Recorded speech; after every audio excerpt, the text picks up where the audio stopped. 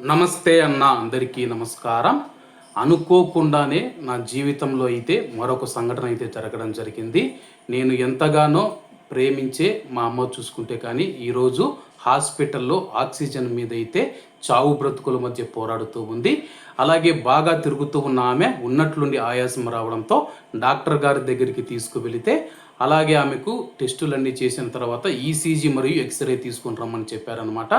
ECG x ray తీసేటప్పుడే ఆమెకు ఆయాసం ఎక్కువడంతో అయితే ఆమెను ఎమర్జెన్సీలో అయితే చేర్పించడం జరిగింది.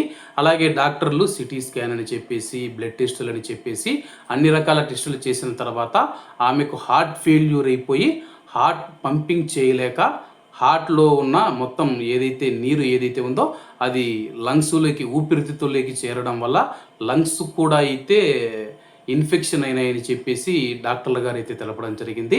అలాగే అత్యవసర వైద్య చికిత్స నిమిత్తం నేనైతే హైదరాబాద్లోని పల్స్ హాస్పిటల్కి అయితే ఆమెను తీసుకురావడం జరిగింది.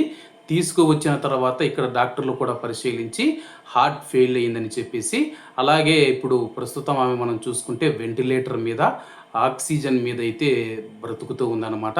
అలాగే ప్రస్తుతం డాక్టర్లు చెబుతూ ఉంది ఏంటంటే కానీ రోజుకు 50,000 నుంచి 70,000 రూపాయల వరకు ఖర్చు వస్తూ ఉంది. ఇప్పటికే నేను చూసుకుంటే నాకు తెలిసిన వారిని చుట్టుపక్కల వారిని అప్పులు తీసుకొని నాకు సాధ్యమైనంత వరకు నేనైతే డబ్బు తీసుకొని వచ్చి ఆమెకైతే వైద్యం చేయించడం జరిగింది. అలాగే ఈరోజు మా నాన్న బ్రతికి ఉన్నాడంటే కానీ కువైట్లో ఉన్న మన వాళ్ళు ఎవరైతే ఉన్నారో వాళ్ళే కారణం అనమాట. ఆ రోజు మీరు సహాయం చేయబట్టే మా నాన్న కూడా ఈరోజు ప్రాణాలతో ఉన్నాడనమాట. నా జీవితంలో అనుకోకుండా జరిగిన మరొక సంఘటన, ఈ యొక్క దురదృష్టమైన సంఘటన ఎవరి జీవితంలో జరగకూడదనమాట. ప్రస్తుతం ఆమె వెంటిలేటర్ మీద హాస్పిటల్లో ఉంది.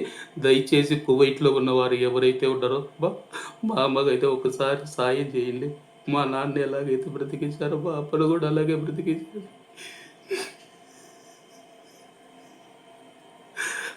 చావు బ్రతుకులు వచ్చే పోరాడుతుంది. దయచేసి ఈ యొక్క సాయం చేయమని కోరుకుంటున్నాడు. మీకు తోచిన సాయం అయితే చేయండి.